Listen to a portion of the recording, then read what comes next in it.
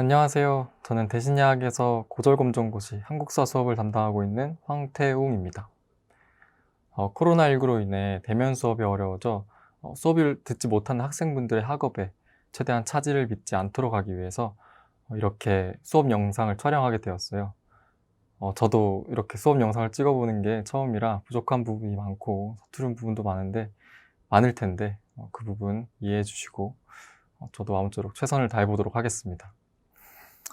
인사는 짧게 이쯤 하고요. 본격적인 수업에 앞서서 수업이 어떻게 진행될 것인지 계획에 대해서 먼저 말씀드릴게요. 저는 한국사 파트에서 전근대사 파트, 그러니까 개항기 이전, 조선 후기 파트까지를 담당하고 있어요. 개항기 이후부터, 그러니까 그 개항기, 일제강점기, 그리고 대한민국 근현대사 파트는 이제 다른 선생님께서 담당해 주실 예정입니다. 먼저 제가 참고하는 교재에 대해서 말씀을 해드리자면 최태성 선생님 큰별쌤의 별별기적, 별별 한국사 7일의 기적이라는 책입니다. 이 책을 참고로 수업을 진행을 할 거고요. 이 책의 내용을 기반으로 수업을 진행할 거니까 참고해 주시면 될 것 같습니다. 앞서 말씀드렸듯이 제가 전근대사 파트를 맡게 되었는데 제가 맡은 전근대사 파트 5강, 그리고 그 뒤에 개항기 이후 파트 5강 해서 총 10강으로 한국사 강의가 이루어질 겁니다. 그리고 이제 하나하나 말씀드리자면 첫 번째 1강에서는 선사시대부터 삼국시대 이전까지, 그리고 2강에서는 삼국시대, 3강에서는 삼국시대 이전, 통일신라와 그리고 발해, 즉 남북국시대를 다룰 거고요. 그리고 4강에서는 고려시대, 그리고 5강에서는 조선시대, 이렇게 전근대사 파트를 5강에 걸쳐서 다뤄볼 예정입니다. 개념 강의로만 이루어지진 않고요. 개념 강의를 최대한 개념 강의 위주로 가다가 이제 마지막에 2-3문제 정도, 또는 많게는 5문제까지도 개념 정리하는 시간 가져볼 예정이니까요. 문제풀이도 있다는 거 알아두시면 될 것 같습니다. 그러면 이제 본격적으로 수업을 해볼게요. 이제 본격적으로 수업을 시작을 해볼 건데, 제가 그 수업 시작할 때마다 여러분들한테 항상 말씀드리는 게 있어요. 그 시대 순서를 좀 항상 외워보자고 말씀을 드리는데, 왜 그러느냐? 여러분들 중에서 어떤 막 수업을 하고 있으면 지금 한창 고려시대 얘기를 막 하고 있었는데 지금 이거 뭐 언제예요? 물어보면은 갑자기 통일신라, 신라, 발해, 전혀 상관없는 뚱딴지 같은 얘기를 하시는 경우가 있어가지고, 그런 일이 발생하지 않도록 하기 위해서 지금 우리가 어느 시대를 하고 있는지는 적어도 알아야 되겠죠. 그러기 위해서는 적어도 시대 순서는 외우고 있어야 되겠다. 근데 그러려면 어떻게 해야 되느냐, 제가 고민을 해봤는데, 제가 말씀드린 아까 이 7일의 기적 이 책의 앞페이지를 보면은 이 책의 차례라고 있어요. 이 책의 차례, 잘 보시나요? 이 책의 차례라고 있는 부분을 보시면은 시대별로 이렇게 나눠져 있습니다. 하나하나 살펴볼게요. 1번 첫 번째 1일에 선사시대부터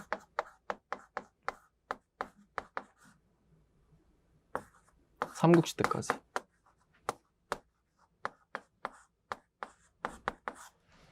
일일에 이렇게 나와 있습니다. 근데 저는 이거를 2개로 나눠볼게요. 그리고 두 번째 보면 남북국시대부터 고려시대,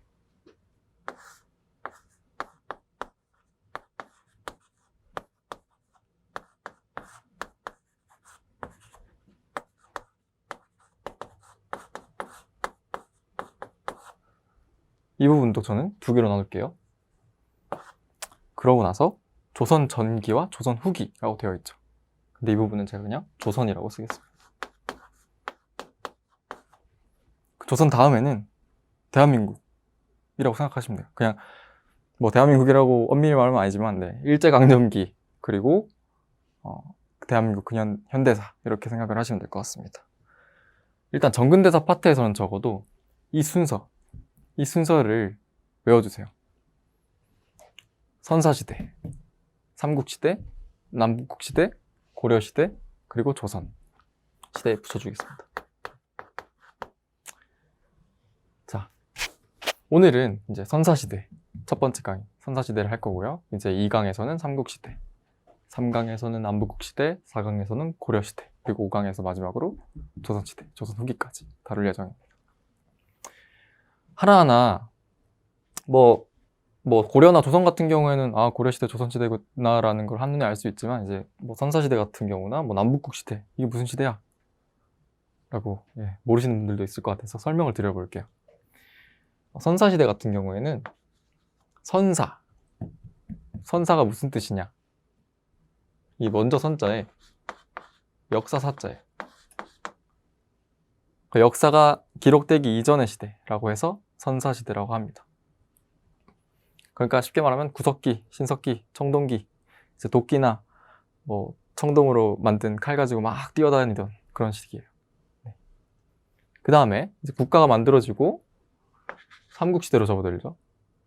삼국, 이건 말 그대로 세 개의 나라예요. 뭐 한자를 쓰자면 이런 나라인데 그냥 세 개의 나라구나 라고 알아주시면 됩니다. 이때 우리가 잘 알고 있는 고구려, 백제, 신라, 이 세 나라가 이 시대를 이루고 있어요. 다음 이제 남북국 시대로 넘어가는데요. 삼국시대에서 고구려, 백제, 신라가 있었죠. 근데 이 세 나라를 통일한 나라가 있어요. 그 나라가 바로 신라죠. 신라가 한반도를 이렇게 그려보면 이렇게 있으면 대략적으로 한 이 정도를 통일합니다. 그래서 여기를 통일 신라라고 불러요. 그런데 남북국이라는 거 보니까 뭔가 하나의 나라가 더 있을 것 같죠. 이 남쪽에 있는 나라가 바로 통일신라고요. 북쪽에 있는 나라가 남았는데 북쪽에 있는 나라가 뭐냐? 이 삼국시대 때 고구려, 백제, 신라 이렇게 세 나라가 있었는데 신라가 통일을 했어요. 근데 우리는 신라에 속하기 싫다. 우리는 고구려의 유민, 고구려의 후계자들이다 하고 북쪽에 나라를 하나 세웁니다. 그 나라가 바로 발해예요. 이 발해가 바로 북국입니다. 이 통일신라와 발해가 남쪽과 북쪽을 이분하고 있었다. 두 개로 나누고 있었다라고 해서 이렇게 남북국 시대라고 불렀어요. 이 시대를. 자, 그러고 나서 이제 발해는 뭐 이제 흔히 말하는 오랑캐, 거란 쪽에게 멸망을 하고 통일신라 안에서 내분이 막 발생을 하면서 또 새로운 나라가 탄생합니다. 그게 바로 고려예요. 이렇게 고려로 넘어가는 거고요. 이제 고려가 또 다시 이제 조선으로 바뀌게 돼요. 이 흐름 제가 매 수업 시간마다 짚어드리고 싶지만 1강에서만 다루도록 할게요. 근데 수업 시작하기 전에 항상 이 책의 차례 딱 펴시고 첫 번째 선사시대, 구석기, 신석기, 청동기, 두 번째 삼국시대, 고구려, 백제, 신라, 세 번째 남북국 시대, 통일신라, 발해, 다음 고려시대, 고려, 조선시대, 조선, 이런 식으로 좀 외우려고 한 번쯤 다시 들여다보려고 해주시면 참 좋을 것 같아요.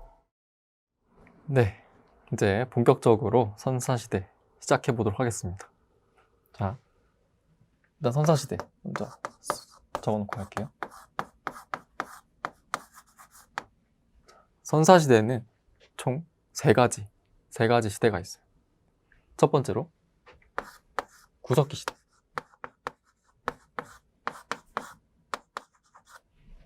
그리고 두 번째로 신석기,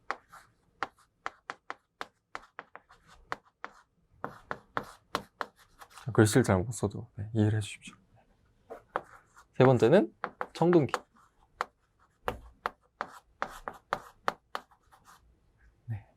이렇게 세 개의 시대가 있어요.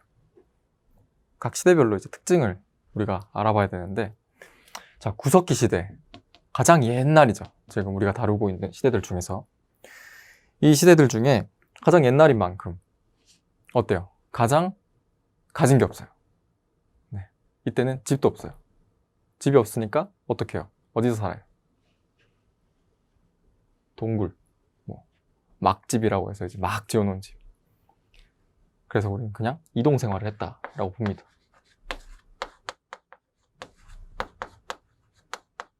이동을 하다가 이제 막 돌아다니다가 보면은 이렇게 저기 보니까 동굴이 하나 있네. 이러면 이제 뭐 비 같은 거 오면 저기 피해서 이제 들어가서 잠시 머물고, 또는 뭐 맹수들, 뭐 동물들 피해가지고 이제 들어가서 자고 그랬다고 해요. 그래서 뭐 이동 생활, 동굴 이 정도 알아주시면 될 것 같아요.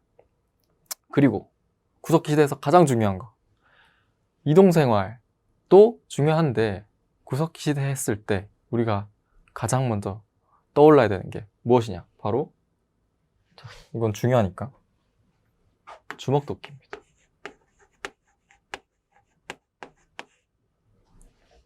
이거는 시험에 1년에 한 번은 꼭 나와요. 언제 나올지 몰라요. 4월이랑 8월 한 번은 꼭 나와요.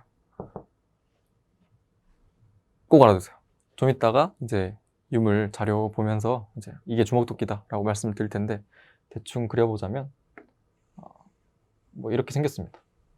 팽이처럼 이렇게 주먹으로 딱 쥘 수 있는 모양으로, 이걸로 이제 과일 같은 거 깨먹고 이런 거죠. 구석기 시대는 이거 두 개만 알면 돼요. 이동생활, 그리고 주먹도끼. 근데 이 주먹도끼가 시험에 굉장히 많이 나온다. 자, 두 번째, 신석기 시대. 신석기 시대 때는 이동생활을 하다가 이제 어떻게 해야 되겠어요? 힘들어요. 힘든 데다가 플러스 가장 중요한 거, 이때 농경이 시작됩니다. 농사가 시작이 돼요. 농사가 시작이 되면은 어떻게 해야 돼요? 자라는 거 계속 봐줘야 되고 관리를 해줘야 되죠. 씨앗을 뿌렸으면 물도 주고, 해 잘 드나 안 드나, 말라 비틀어 죽나 안 죽나 이런 거 확인해야 되잖아요. 그래서 이제 농사 짓는 곳 근처에 이제 집을 짓고 정착을 해서 합니다. 그래서 정착 생활을 했더라.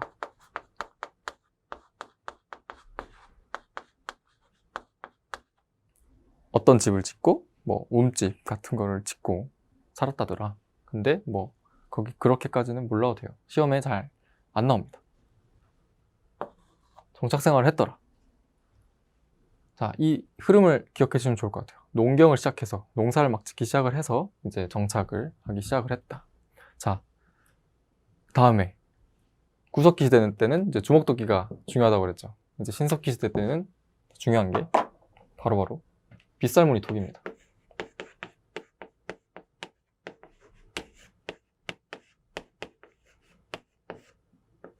왜 중요하냐? 얘가 안 나오면 얘가 나와요. 빗살무늬 톡이 뭐 이렇게 생겼어요. 이렇게 빗살 해가지고, 이 빗살무늬 토기가 이 당시에 왜 나왔느냐 하면은 이제 농사가 시작됐다고 했죠. 농사가 시작돼서 이 농사 곡식 이런 것들을 수확을 했는데 보관할 것이 필요하잖아요. 그래서 토기를 만들어서 이 토기 안에 저장을 합니다. 이때부터 토기가 만들어지기 시작을 해요. 이 주먹도끼로 해가지고 막 돌아다니면서 뭐 과일 깨먹고 좀 작은 동물 잡고 이러다가 이제 농경이 시작되면서 정착을 해서 빗살무늬 토기에 수확을 한 곡식들을 저장을 해서 이렇게 생활을 했더라. 이렇게 생각을 해주시면 돼요. 조금 살림살이가 나아졌죠. 네, 지금까지 구석기랑 신석기 살펴봤고요. 이제 청동기를 살펴볼 텐데, 이제 청동기부터 이제 어떻게 보면은 조금 이제 비로소 본격적으로 역사가 시작이 된다라고 보시면 될 것 같아요. 왜 그러느냐? 청동기 시대 때 우리나라 한반도 역사에서 최초의 국가로 여겨지는 이 고조선이라는 나라가 탄생을 합니다. 네. 고조선이라는 나라는 누가 세웠죠? 아름다운 이 땅에 금수강산에 단군 할아버지, 단군왕검이 세웠다고 알려져 있어요. 자, 우리 앞서까지는 이제 구석기, 신석기 이제 돌 들고 막 그런 얘기하다가 갑자기 이제 나라가 생겨버렸죠. 이게 왜 그러냐? 청동기 시대에 들어서기 직전, 이제 신석기 시대부터 농사를 막 하면서 먹고 살기가 좀 괜찮아진 거예요. 좀 먹고 살기 괜찮아지고, 그리고 좀 다른 마을들 있죠. 옆 근처에 있는 이웃 마을들에도 이제 좀 이제 신경을 쓸 수 있는 그런 여유가 생긴 거죠. 그런 여유가 생겨가지고 전쟁을 일으킵니다. 너 거 내놔 하면서 이제 우리가 힘이 더 세니까 가가지고 뺏어와요. 또는 너네 우리 부하해, 이런 식으로 이게 점령을 하는 거예요. 그러면 이제 승자와 패자가 생기죠. 이제 이제 패배한 마을들은 이제 뭐 복속이 되는 거고, 이긴 마을에 이것들이 계속해서 반복이 되다가 이 규모가 점점 커져서 국가가 되는 거죠. 이 국가가 되는데 여기 뭐 왕검이라는 뭐 글자에서도 알 수 있듯이 승자와 패자가 있다고 했죠. 그리고 더 많이 가진 사람과 덜 가진 사람이 생길 거예요. 이것 때문에 발생하는 것, 바로 계급입니다. 계급이 발생을 해요.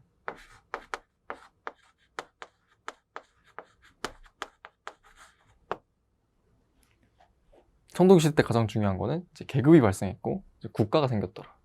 글씨가 이상해도 이해 좀 해주십시오.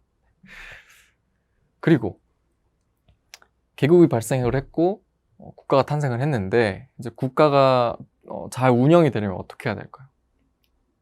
법이 있어야 돼요. 이제 질서가 잘 유지가 되어야 하는 거죠.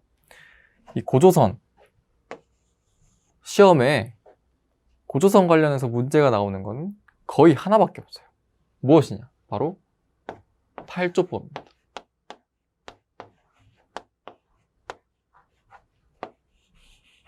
뭐 가끔 가다가 단군왕검이 세운 뭐 나라는 뭐 고조선이다 이렇게 뭐 지문이 나오기도 하는데, 보통 답보다는 지문으로 나오고요. 이 팔조법 같은 경우에는 답으로도 나올 때가 있고, 그 지문 자체에 팔조법이라는 뭐 말이 없이 그냥 암시만 해준 다음에 이것에 해당하는 나라는 어디인가, 고조선을 찍게 하는 그런 시험 문제가 나옵니다. 이 팔조법이 무엇이냐? 8개 조항으로 이루어진 법이라고 해서 팔조법이에요. 고조선에 이 팔조법이 있었다는 이제 기록이 있습니다. 그래서 이 당시에는 이 팔조법이라는 법으로 나라를 운영을 했구나, 질서를 지켰구나 라는 거 꼭 기억해 주시면 될 것 같아요. 청동기 시대 때는 이렇게 고조선, 단군왕검이 세웠고 팔조법, 그리고 계급이 발생했다더라. 이거 정도 알고 계시면 되는데, 구석기랑 신석기 때 유물우리, 주먹도끼랑 빗살무늬토끼 꼭 외워달라고 말씀드렸죠. 청동기 때도 있습니다. 꼭 외워야 될 거 2개 세트로. 바로바로 비파형 동검,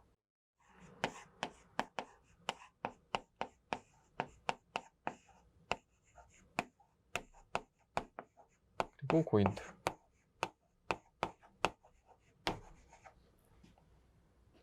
네, 괜찮네요. 네. 이거는 세트로 꼭 외워주세요. 비파형 동검은 이따 자료에서 뭐 자료 일단 보여드리면서 말씀드리겠지만 이렇게 생겼습니다. 뭐 이렇게 생겼어요. 여기에 비파라는 이제 중국에 비파라는 악기가 있어요. 이제 기타처럼 생겼는데 이런 식으로 검이 이런 식으로 생겼습니다. 그래서 이거를 비파 모양의 청동검이다, 동검이다 해서 비파형 동검이라고 하고요. 고인돌은 우리가 그 아까 청동기 계급 발생했다고 그랬죠. 계급이 발생하니까 이 지배계층들, 이제 왕, 좀 이제 뭐 흔히 말하는 귀족 정도, 지배계층들 된 사람들은 살아생전에 내가 이 정도 했다, 한가닥한 사람이다 라는 걸 좀 뽐내고 싶었나 봐요. 그래서 묻힐 때 무덤을 엄청 크게 만듭니다. 그 크게 만든 무덤이 바로 고인돌이에요. 고인돌. 이렇게 생겼죠.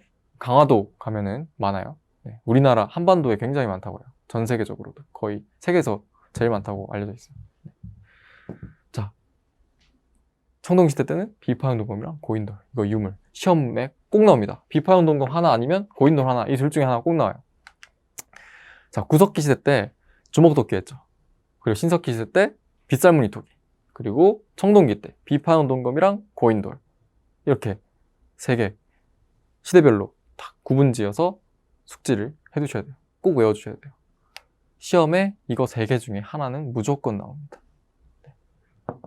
그리고 가끔 가다가 고조선 팔조법 이거 나오고요. 네. 이렇게 청동기를 정리를 해봤어요. 지금 아까 전까지 이제 청동기 시대에 대해서 한번 살펴봤는데, 이제 청동기 시대에서 철기로 넘어가는 이 시기에 대해서 한번 볼게요.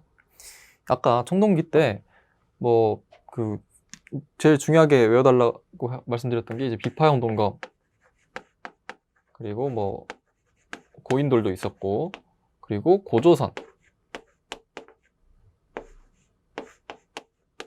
뭐 이렇게 있었어요. 뭐 다 적진 않겠습니다. 아까 전으로 돌아가셔서 다시 보시면 될 것 같고, 이제 이게 철기에 들어서면서 좀 바뀌어요. 철기에 들어서면서 이 비파형으로 검을 만들다가 이제 세형 동검으로 바뀝니다. 세형 동검. 이 세는 어에이죠? 이 세가 가늘 세자예요. 그래서 그냥 흔히 생각하는 검 모양, 깃털같이 이렇게 생겼습니다. 제가 그림을 참 못 그렸는데 그냥 이렇게 생겼습니다. 이따가 사진으로 다시 보여드릴게요.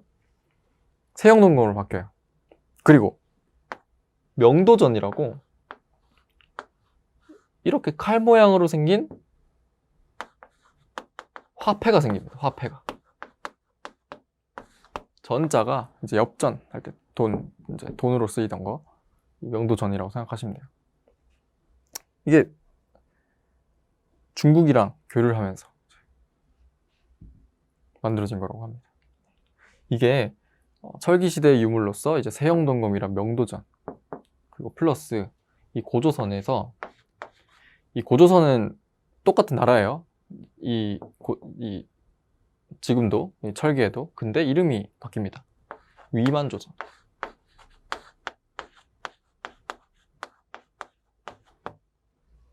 자, 고조선에서 위만조선으로 바뀌었어요. 왜? 철기시대로 넘어가면서. 이 위만은 사람 이름이에요. 위만이 이제 중국 쪽에서, 이 당시에 고조선은 아직까지도 이제 청동기에 좀 의지를 하고 있었는데 청동기보다 철이 더 세요.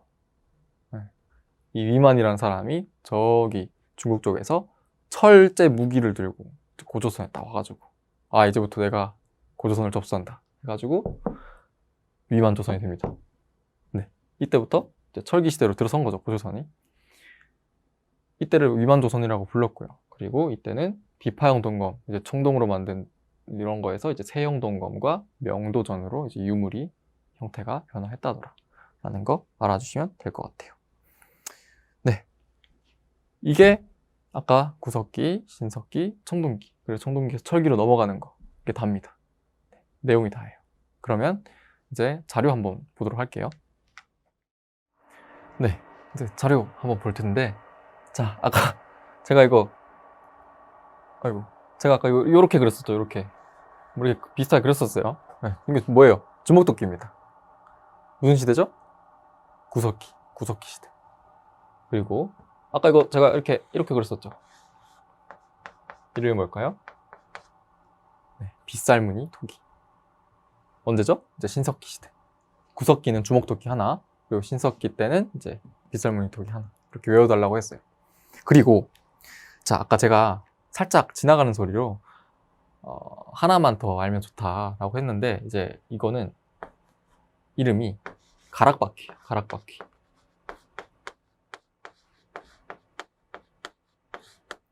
이게 바퀴 모양이죠. 그리고 중간에 이렇게 구멍이 뚫려 있는데, 이거랑 세트로 뼈바늘이라고 이게 바늘 모양으로 생긴 게 있어요. 이거랑 이게 뼈바늘이에요. 뼈바늘 몰라도 됩니다. 근데 이거랑 어떻게 쓰느냐, 이제 바느질 같은 거 할 때 이렇게 뼈바늘이랑 가락바퀴를 활용을 해가지고 바느질을 비슷한 걸 했다고 해요. 신석기 시대입니다. 이게 아주 가끔가다 한 번씩 신석기 시대 관련 이제 문제에 자료로 나오더라고요. 근데 잘은 안 나옵니다. 그래서 참고로 뭐 바느질 비슷한 것도 신석기 시대 때 했구나 라는 거 알아주시면 될 것 같아요. 근데 제일 중요한 거는 빗살무늬 토기, 구석기는 주먹도끼. 구석기는 하나만 외우세요. 주먹도끼 하나만. 다음. 자, 이제 구석기, 신석기 두 개 다 알아봤죠? 다음은 청동기 시대인데, 아까 제가 세트로 정말 강조드렸죠. 세트로 꼭 외워달라고. 플러스 뭐예요? 고인돌. 이거는 비파형 동검. 자, 여기 동그랗죠? 여기 볼록하죠? 비파처럼 생겼다 해서 비파형 동검입니다. 청동기 시대. 자, 그리고 아까 가라갑바퀴처럼 청동기 시대도 참고로 더 알아두면 좋은 유물들이 있어요. 이거는 미송리식 토기라고 불리는데 미송리에서 발견됐나 봐요. 이제 미송리식, 미송리식 토기. 자세히 보면은 이제 입구가 이렇게 이런 모양이고 손잡이가 있죠. 참 이제 이전과는 다른 모양의 토기다라고 해서 미송리식 토기, 미송리에서 발견된 토기라 해서 미송리식 토기라고 이름 붙여졌어요. 네, 청동기 시대. 특이하다 보니까 가끔 문제 자료로 또 나오더라고요. 그리고 이거는 이름이 바로 반달 돌칼입니다. 모양이 반달처럼 생겼죠. 반달 돌칼. 반달 모양이죠. 근데 이것도 뭐 곡식 이렇게 뭐 베거나 뭐 이럴 때 썼다고 해요. 이 고인돌이랑 비파용 동검은 필수, 무조건 외워주셔야 돼요. 근데 미송리식 토기랑 반달 돌칼은 그냥 참고로 알아주시면 될 것 같습니다. 근데 또 이 둘 중에 하나만 더 외워달라고 말씀드리고 싶은 거는 반달 돌칼이에요. 미송리식 토기는 앞서 신석기 시대 때 무슨 토기였어요? 빗살무늬 토기 있죠. 이거 낼 바엔 빗살무늬 토기 낼 것 같아요. 네, 내요. 실제로. 그러니까 미송리식 토기도 뭐 알아두면 좋지만 빗살무늬 토기를 신석기 시대 먼저 이렇게 기억을 해두시고 청동기 때 뭐 이렇게 고인돌이랑 칼들이 이제 비로소 이제 나타나기 시작을 했다더라. 이렇게 알아두시면 될 것 같습니다. 비파용 동검이랑 반달 돌칼. 다음 넘어가 볼게요. 자, 아까 이거는 철기 시대로 넘어갈 때 제가 말씀드렸던 거죠. 청동기에서 철기로 넘어갈 때. 이건 이름이 뭐였죠? 명도전.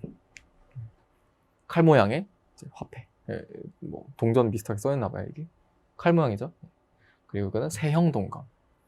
간을 세자. 그냥 이렇게 일직선이죠. 비파용 동검은 아까 이렇게 볼록했는데 얘는 그냥 일직선입니다. 세형 동검. 이 두 가지가 이제 철기 시대 유물이다. 이렇게 알아주시면 될 것 같아요. 네, 이렇게 자료들을 유물 자료들 다 봤습니다. 네, 그리고 오늘 드디어 마지막 내용.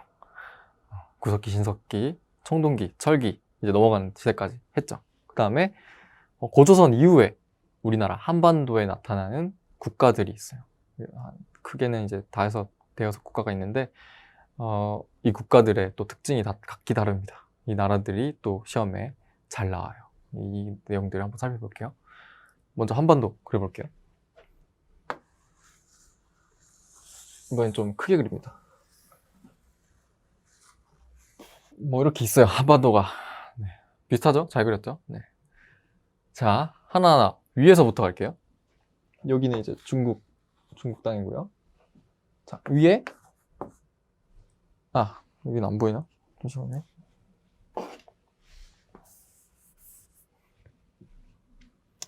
위에 이쯤에 백두산 위쯤에 부여, 그리고 여기 지금의 평안도, 함경도 이쪽을 지배하고 있었던 고구려, 그리고 여기 원산인가요? 네, 원산 쪽에 옥저, 고구려 바로 밑이죠. 옥저 바로 밑에 동예, 그리고 이 남쪽은 사만, 이렇게 있습니다.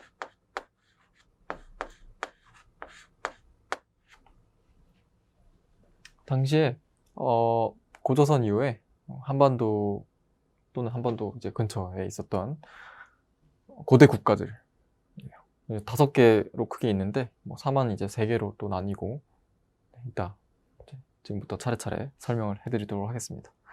첫 번째로 부여예요. 이 부여는요, 그 옛날에 혹시 주몽이라는 드라마 보셨는지 모르겠는데 금화왕, 그 전광열 배우님이 연기하셨던 금화왕이 있던 그 나라, 주몽을 연기하셨던 송일국 님이 원래 있었던, 어릴 때 자랐던 나라, 그 나라가 바로 부여입니다. 이 부여는 시험에 딱 2개 나와요. 딱 2개. 무엇이냐면 이 부여라는 나라가 4개의 부족 국가가 이제 부족들이 이제 연맹을 이루어서 만들어진 국가예요. 부여는. 그 나라 그 부족들 이름이 각각 뭐 마가, 우가, 구가, 저가라고 해서 마, 말마, 우, 소우, 구, 개구, 저, 돼지저 해가지고 뭐 각 동물들을 섬기는 이제 그런 부족들로 이루어진 국가인데, 마가, 우가, 구가, 저가 4개죠, 부족이. 그래서 4개의 출도, 출도라고 부릅니다. 이 사자가 이 사예요. 4개의 그 부족의 대장들, 이제 부족장들이 이제 모여가지고 막 회의하고 이런 거죠. 그걸 사출도라고 부릅니다. 이게 굉장히 시험에 자주 나와요.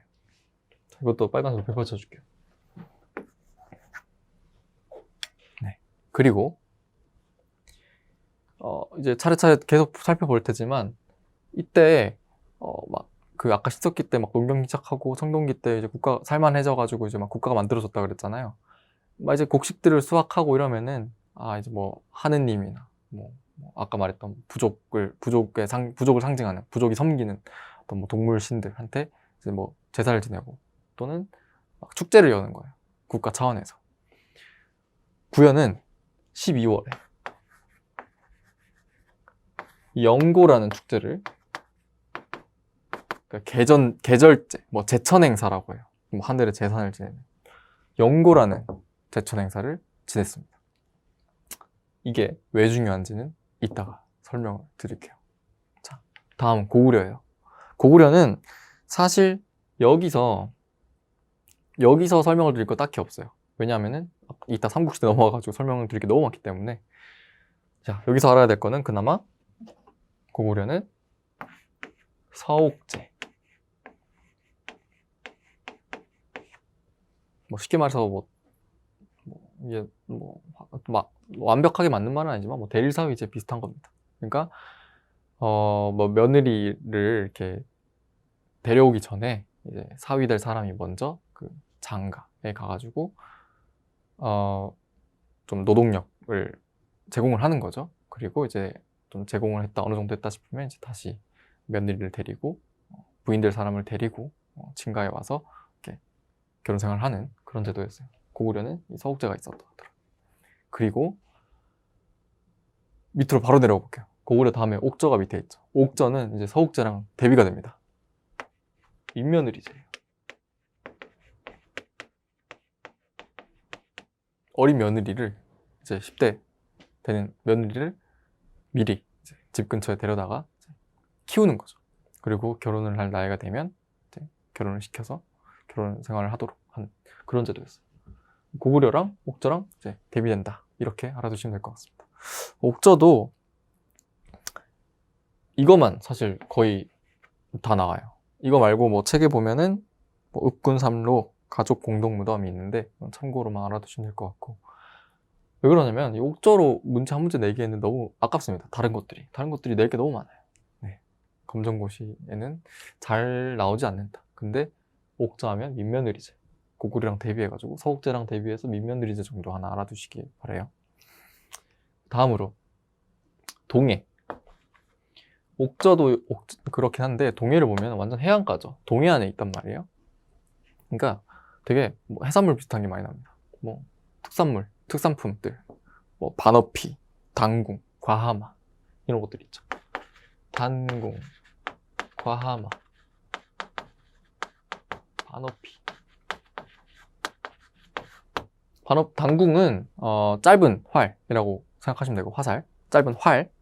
그리고 과하마는 이 과일 나무보다 키가 작은 말, 그러니까 과일 밑에 말이라고 해서 이제 키가 작은 말, 조랑말보다 더 작은 말이라고, 당나귀보다 크고 뭐 그렇게 생각하시면 될 것 같아요. 그리고 반어피는 그 옛날에 뭐 독도 주변에 뭐 강치라고 해가지고 막 바다표범 많았다고 하는 거 혹시 들어보시는지 모르겠지만, 이 당시에 뭐 바다표범이 많았나 봐요. 동해 안에 바다표범의 그 가죽, 피부 가죽이 반어피였다고 해요. 이 동해 특산품으로 되게 유명했다고 합니다. 이것도 뭐 참고 약간 지문, 그 보기 지문으로 약간 그 크게 중요하진 않지만, 핵심은 아니지만 되게 그냥 지나가듯이 나오는 경우가 있어요, 문제. 근데 동해라고 했을 때 우리가 꼭 알아야 되는 거, 바로 떠올라야 하는 게 무엇이냐라고 하면은 이거 몰라도 돼요. 하나만 알면 돼요. 바로 책화입니다. 책화.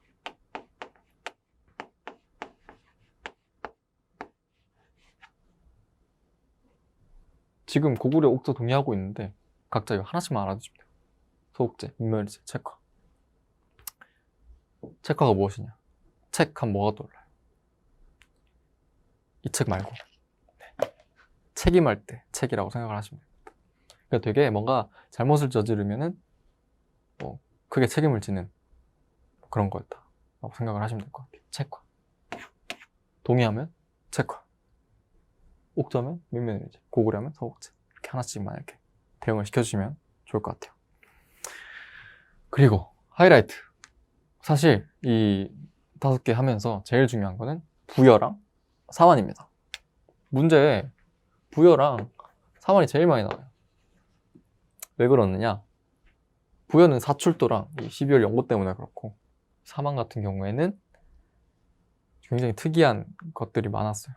이렇게 사만은 이렇게 3개의 나라로 쪼개져 가지고 있었는데, 아이고, 이렇게 있었어요.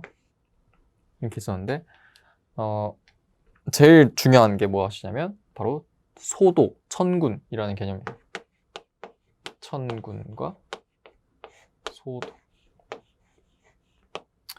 자, 먼저 이 소도라는 것부터 보자면, 소도라고 이 새예요, 새. 이게 대, 소떼고, 이 소떼들이 이렇게 막 한 곳에 모여 있어요. 이렇게 막 모여 있어요. 그리고 여기 앞에 뭐 그 제사를 지낼 수 있는 단이 있는 거죠. 단상이 있어요. 그 제사장이 이 소도에서 막 빌고, 하느님 뭐 우리 뭐 나라 잘 되게 해주세요, 이렇게 막 비는 거예요. 이 소떼들이 막 모여 있는 이곳을 바로 소도라고 불렀습니다. 소도. 이 소도는요, 하느님한테 막 이렇게 기원하고 빌고 이렇게 되게 경건한 장소잖아요. 이 당시에도 되게 경건한, 되게 신성한 곳이었다고 해요. 근데 이렇게 단상에서 제사를 지내는 사람이 있다고 했죠, 아까. 이 제사를 지내는 사람 이 누구냐? 바로 천군입니다. 천군. 하늘 천자에 임금문자. 그러니까 하늘에 제사를 지내는 제사장이라고 보시면 돼요. 시험에 이 천군이랑 소도가 너무너무 많이 나와요. 사실 그래서 이 천군이랑 소도만 알면 4만, 이거 문제 그냥 하나 뚝딱 할 수 있어요. 그 최근 몇 개년 문제를 보면은 부여랑 이 4만, 이 문제가 거의 뭐 1년에 한 번씩은 꼭 나오더라고. 그랬을 때 보기 지문을 봤을 때는 또 천군, 소도를 알면 그냥 4만 딱 답을 찍을 수 있는 그런 문제들이 나옵니다. 자, 이렇게 딱 살펴봤는데 이제 하나 남았죠. 12월 연고 한다 했죠. 자, 그 모든 국가들이 계절제를 하나씩 해요. 예를 들어 고구려는 동맹, 뭐 여기 옥저는 없고, 뭐 동해는 뭐 무천, 그리고 사마는 뭐 5월에 계절제, 그리고 뭐 10월에도 했대요. 5월, 10월. 근데 중요한 게 무엇이냐? 이 연고는 12월에 했죠. 하죠. 12월에 했다고 하죠. 근데 동맹, 무천, 그리고 5월, 10월 계절제, 사만의 계절제는 다 10월에 있습니다. 10월. 얘도 10월, 얘도 10월이에요. 다 똑같죠. 같은 달에 한 거예요. 계절제를, 뭐 제천 행사를. 근데 시험 문제에 이 10월, 10월, 10월이니까 어렵잖아요. 헷갈린단 말이에요. 다 10월인데 이름만 달라요. 국가는 다 다르고. 학생들 이게 틀리라고 문제를 딱, 이 무천이라는 제천 행사를 한 나라는 어딘가 하고 낼까요? 안 냅니다. 동해는 이제 책화 이런 걸로 내고, 사만 같은 경우는 천군, 소도 이렇게 내고, 고구려는 뭐 소옥제 가끔 가다 내리지만 사실 이 고구려는 이따가 삼국시대에 넘어가가지고 뭐 광개토대왕, 장수왕 또는 소수리왕 뭐 이런 왕들 관련 내용을 문제로 내지 뭐 이런 서옥제나 동맹 10월에 했다, 동맹 10월에 동맹이라는 뭐 제천행사를 했다더라 이런 걸로 문제를 잘 안 냅니다. 자, 근데 유일하게 다르죠. 12월 영고 12월입니다. 그리고 사출도 뭐 숫자가 많이 들어가네요. 42. 부여는 낼 게 이거밖에 없어요. 그리고 사만도 이거밖에 없어요. 천군 소도 이렇게. 그래서 우리가 지금 꼭 외워야 할 거 다시 짚어드릴게요. 바로 부여는 사출도, 그리고 12월에 영구라는 제천 행사를 했다더라. 고구려는 뭐 서옥제라는 제도가 있었고 풍습이 있었고, 오옥저는 민면의리제라는 풍습이 있었고, 동해도 책화라는 풍습 제도가 있었고, 사마는 이 소도라는 곳에서 천군이라는 제사장이 제사를 지냈다더라. 이렇게 알고 계시면 될 것 같아요. 아, 그리고 좀 추가로 옥저랑 동해를 이렇게 묶어가지고 이 옥저랑 동해를 다스리던 이제 지배계층들을 이제 읍군과 삼로라고 부른다고 이제 하는데, 가끔 문제 뭐 지문으로 나와요. 근데 앞서 계속해서 말씀드렸다시피 이걸 몰라도 민면의리제랑 책화만 알면 문제 다 쉽게 풀 수 있습니다. 읍군 삼로는 뭐 이 사만에서의 천군이라고 생각하시면 될 것 같아요. 그냥 뭐 제사장 또는 뭐 그 왕과 비슷한 역할을 했던 지배자들, 이렇게 생각을 해주시면 될 것 같아요. 네, 이렇게 설명을 다 해봤습니다. 네, 이렇게 오늘 첫 번째 강의 다 끝마쳐봤습니다. 네, 구석기, 신석기, 그리고 청동기, 그 다음에 뭐 청동기에서 철기 넘어가는 시대, 그리고 부여, 고구려, 옥저, 동해, 사만, 이렇게 각각의 나라들의 특징까지 한번 살펴봤는데, 혹시라도 뭐 더 알고 싶은 내용이 있으시거나 궁금한 점이 있으시면은 한번 이렇게 영상을 되돌려서 한 번 더 확인해 주시면 좋을 것 같고, 뭐 질문 있으시면 저한테 또 따로 물어보시면 제가 최선을 다해서 답변을 드리도록 하겠습니다. 오늘 첫 강의여가지고 굉장히 서툰 부분이 많았는데 이해해 주시고 이제 다음 강의에서 뵙도록 하겠습니다. 감사합니다.